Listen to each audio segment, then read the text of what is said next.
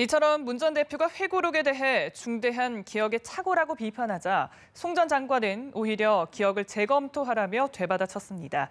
문재인, 송민순 당사자 간 회고록을 둘러싼 진실 공방이 더 첨예해지자 당시 세 차례 회의에 모두 참석한 윤병세 외교부 장관이 나선다면 논란은 의외로 쉽게 정리될 수 있다는 얘기까지 나왔습니다. 이준삼 기자가 보도합니다. 송민순 전 외교통상부 장관이 이른바 송민순 회고록 사태와 관련해 서면으로 입장을 밝혔습니다. 자신이 총장으로 재직 중인 북한 대학원대를 통해 발표한 입장문에서 송 전 장관은 개인 기록, 국내외 인사들의 기록과 회고, 개별 인터뷰, 공개 자료 등을 교차 확인하며 회고록을 썼다고 말했습니다. 회고록 내용이 중대한 기억의 착오라는 문재인 전 대표의 발표 내용을 반박한 것으로 해석됩니다.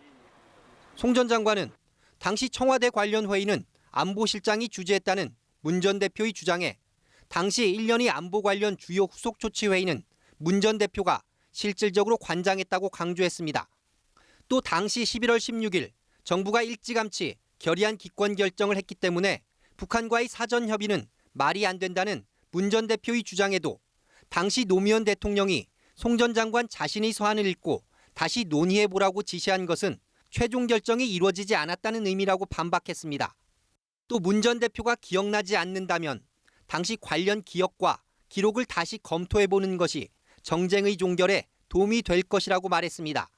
그러나 이번 회고록 논란의 중심에 있는 북한과의 사전 협의서를 뒷받침할 구체적인 증거는 제시하지 않았습니다. 송 전 장관은 정권의 시한에 쫓겨 집행 과정에서 서두른 점은 있었지만 김대중, 노무현 정부의 대북 정책은 올바른 것이었다고 평가하면서도 지난 9년간의 대북 정책은 구도마저 제대로 잡히지 않았다고 비판했습니다. 연합뉴스TV 이준삼입니다.